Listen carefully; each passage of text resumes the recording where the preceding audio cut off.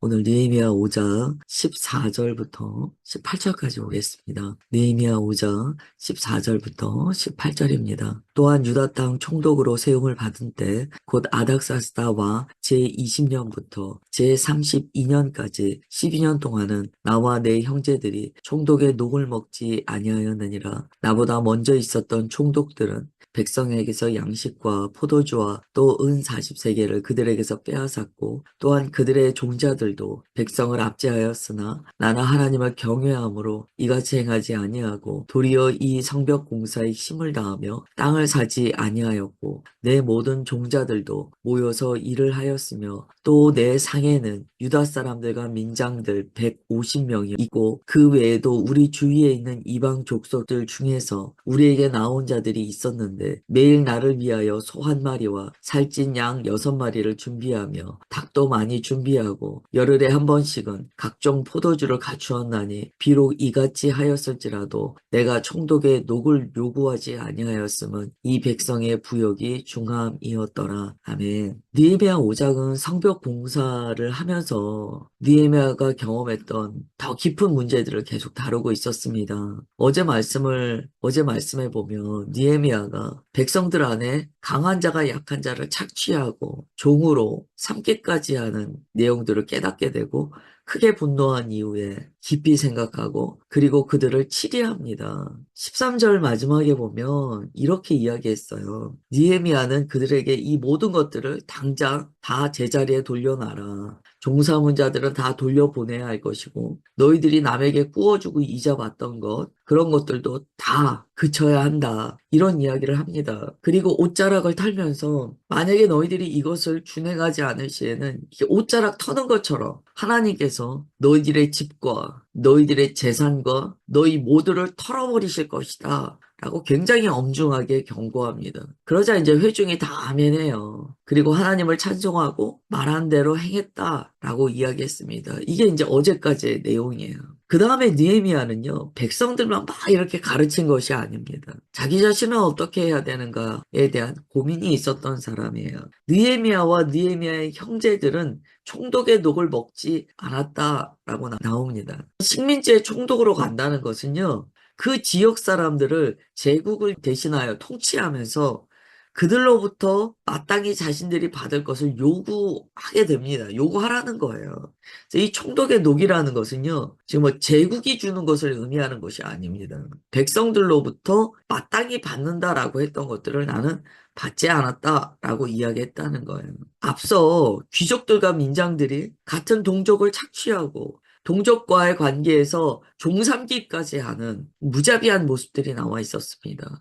이자를 취하고 동족을 더 가난하게 만들고 이런 모습이 있었어요. 느헤미야가 굉장히 크게 꾸짖었습니다. 형제들 간에 그렇게 해서는 안 된다. 이스라엘 백성 간에 그래서는 안 된다. 그래서 모두 아멘하고 이 귀족들과 민장들이요. 자신들의 잘못을 인정하고 해결했어요.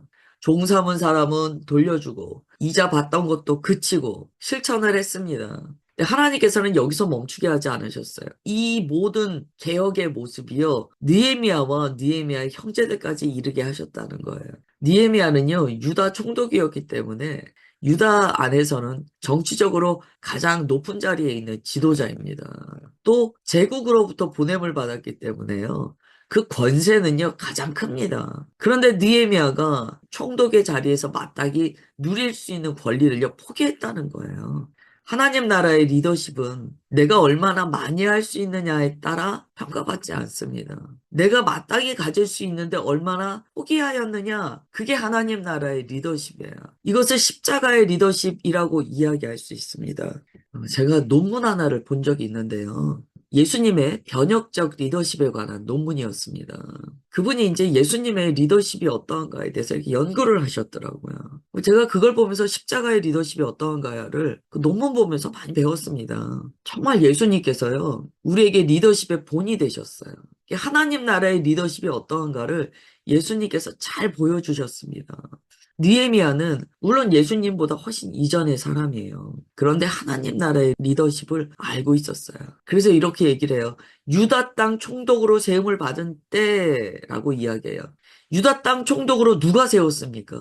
아닥사스다 왕이 세웠어요. 그런데 느헤미야 마음에 이것은 아닥사스다 왕이 세운 게 아니에요. 하나님께서 세우셨어요. 왜요? 기도했잖아요. 왕에게 은혜를 얻게 해달라고 계속 기도했잖아요. 느헤미야는 자신이 유다 땅 총독으로 세워졌을 때 이게 왕으로 인하여 이루어진 일이라고 생각하지 않았습니다. 기도잖아 알잖아요. 이게 기도의 중요성입니다. 기도한 사람은 하나님께서 하신 일을 봐요. 기도 안 한 사람은 우연히 그렇게 됐다고 이야기합니다. 느헤미야는 기도했어요.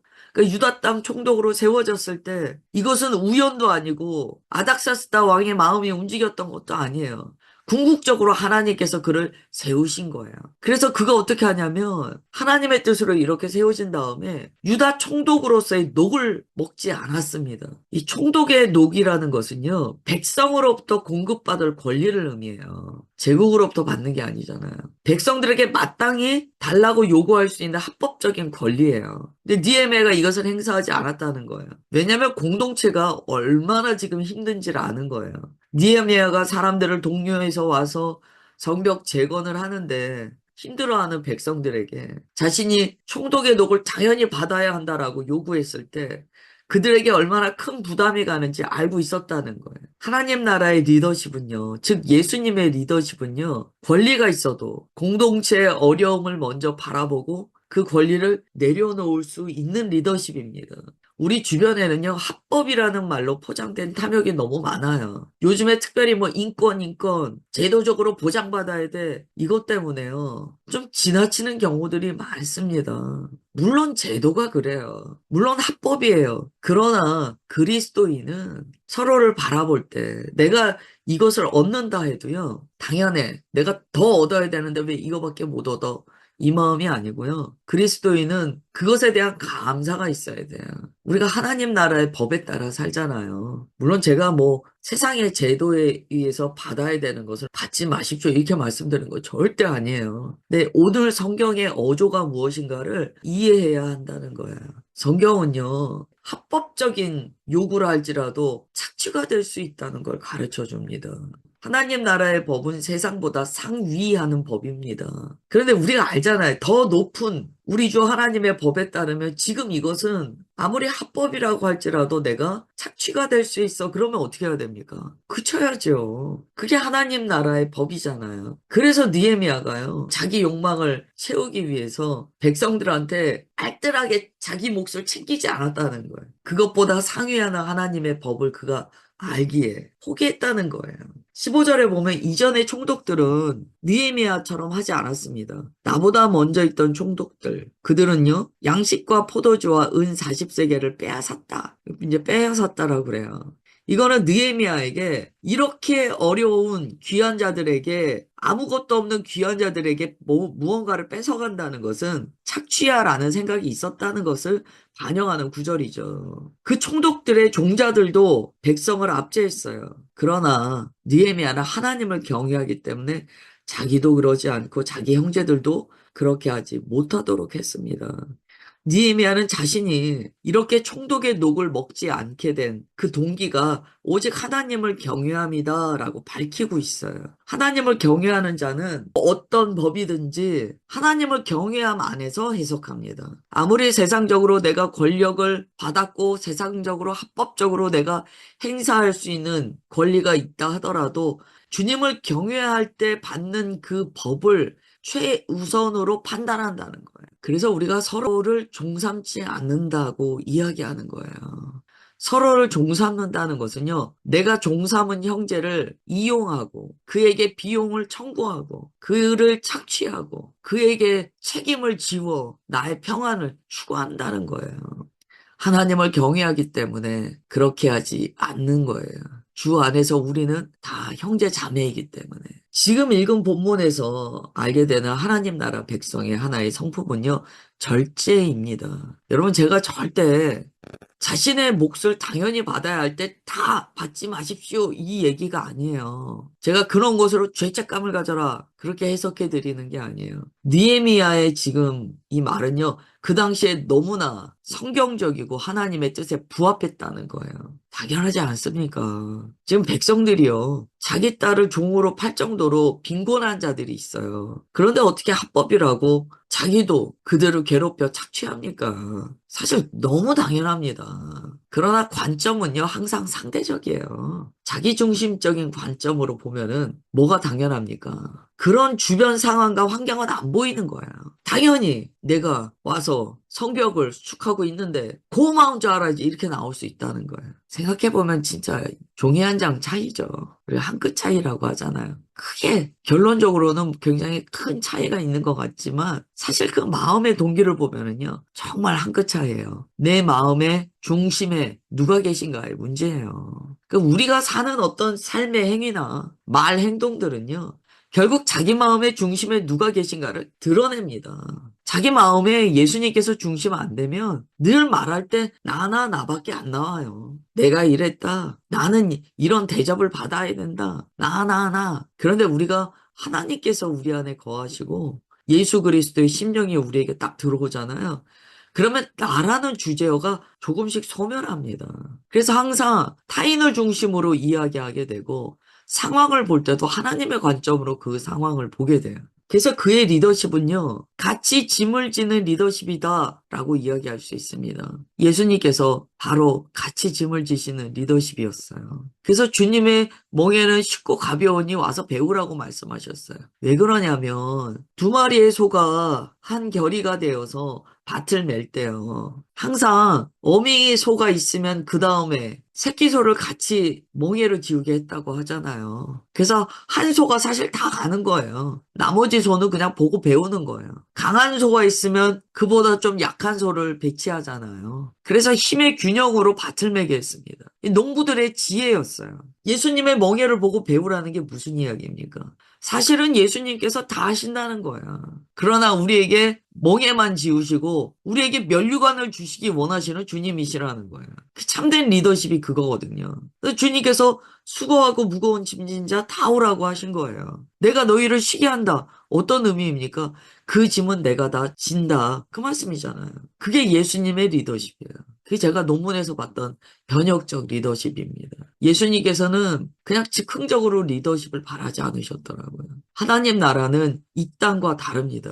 우리가 생각하는 개혁의 아주 가장 높은 레벨보다도 하나님의 나라는 더 개혁적이세요. 우리의 생각은 너무 마귀에게 억눌려 있어서 굳어져 있어요. 하나님의 나라, 예수님의 리더십은요, 우리가 상상하는 것 이상 자유롭고 개혁적입니다. 그 다음에 이제 느헤미야가요, 자신이 유다 총독으로 누릴 수 있는 어떤 기회주의를 거부했다는 거예요. 여러분, 이 기회주의가 뭘까요? 기회주의는요, 불법으로 보이는 게 아니에요. 타당한 거예요.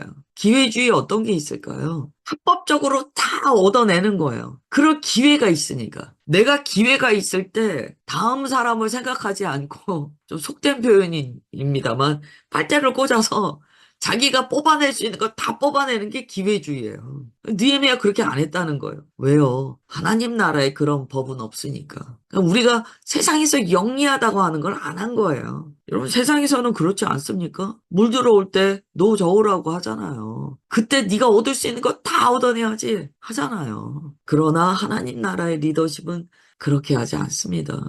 또 느헤미야는 자신이 주가 되어 통치하는 대신 섬기는 리더가 되었어요. 그 느헤미야를 보면 예수님이 또 보이는 거예요. 그래서 느헤미야는 같이 짐을 지는 리더십이 되었습니다.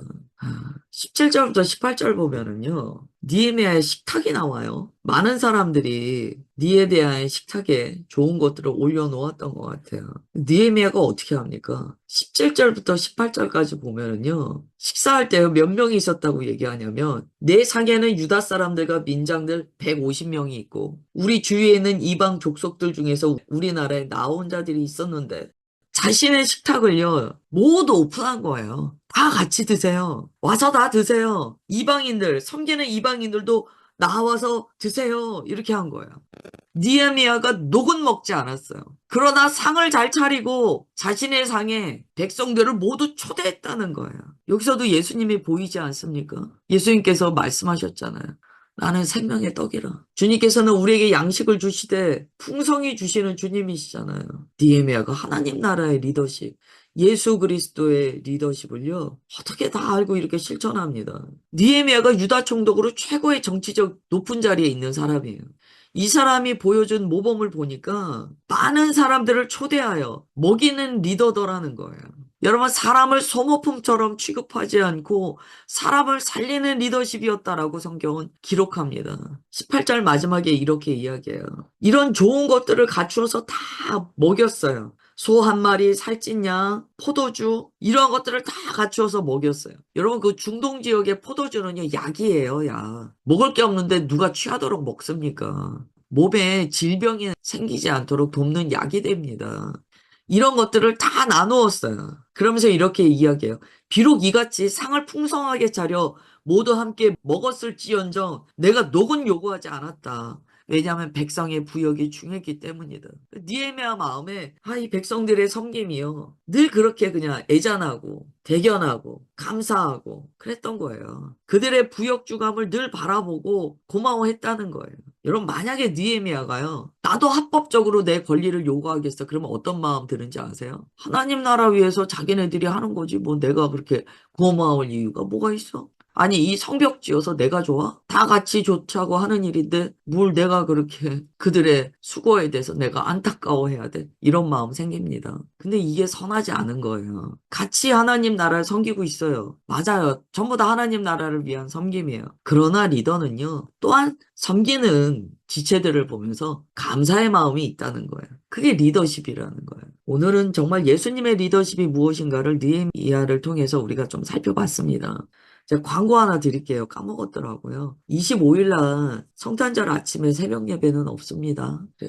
네, 기도하겠습니다. 하나님 아버지, 오늘도 주의 말씀으로 가르쳐 주셔서 감사드립니다. 말씀을 들었사오니 그대로 살기 원하나이다. 주님, 말씀의 지혜를 우리 가운데 베푸실 때 나의 책임을 찾을 수 있게 하옵소서.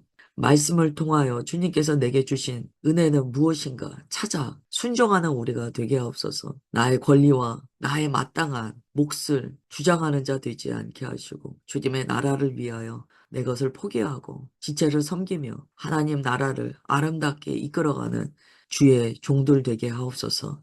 주님, 그렇게 역사하여 주심을 믿사오며 사랑하는 주 예수 그리스도의 이름으로 기도드리옵나이다. 아멘.